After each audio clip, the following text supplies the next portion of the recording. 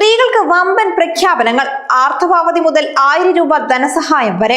സംസ്ഥാനത്തെ സ്ത്രീകളുടെ ക്ഷേമത്തിനും ശാക്തീകരണത്തിനുമായി വമ്പൻ പ്രഖ്യാപനങ്ങളുമായി UDF സർക്കാർ. ഇന്ദിരാ ഗ്യാരണ്ടിയുടെ ഭാഗമായി സ്ത്രീകളെയും പെൺകുട്ടികളെയും ചേർത്ത് നിർത്തുന്ന നിരവധി പദ്ധതികളാണ് സർക്കാർ പ്രഖ്യാപിച്ചിരിക്കുന്നത്. വിദ്യാഭ്യാസ സ്ഥാപനങ്ങളും പൊതുയിടങ്ങളും കൂടുതൽ സ്ത്രീ സൗഹൃദമാക്കുക എന്ന ലക്ഷ്യത്തോടെ പ്രൊജക്ട് മെൻസ്ട്രൽ ഡിഗ്നിറ്റി പദ്ധതി സർക്കാർ പ്രഖ്യാപിച്ചു. സ്കൂൾ വിദ്യാർത്ഥികൾക്ക് മാസം 3 ദിവസം ആർത്തവാവധിയും ഈ ദിവസം പഠനം മുടങ്ങാത്ത രീതിയിൽ കാച്ചപ്പ് ക്ലാസുകൾ എന്നിങ്ങനെയുള്ള തീരുമാനങ്ങളാണ് നയപ്രഖ്യാപനത്തിൽ ഉണ്ടായത്. അസംഘടിത മേഖലയിൽ ജോലി ചെയ്യുന്ന സ്ത്രീകൾക്ക് 6 മാസത്തെ പ്രസവാവധിയാണ് മറ്റൊരു പ്രധാന പ്രഖ്യാപനം. സ്ത്രീകൾക്കും പുരുഷന്മാർക്കും തുല്യ വേതനം.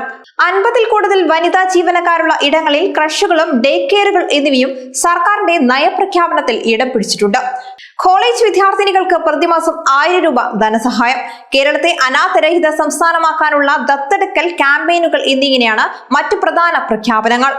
നേരത്തെ UDF സർക്കാരിന്റെ ആദ്യ മന്ത്രിസഭാ യോഗത്തിന് ശേഷം KSRTCയിൽ സ്ത്രീകൾക്ക് സൗജന്യ യാത്ര, ആശാവർക്കർമാരുടെ പ്രതിമാസ ഓണറേറിയം 3000 രൂപ വർദ്ധിപ്പിച്ച് 12000 രൂപയാക്കുക തുടങ്ങിയ വനിതകൾക്കായുള്ള പ്രഖ്യാപനങ്ങൾ ഉണ്ടായിരുന്നു.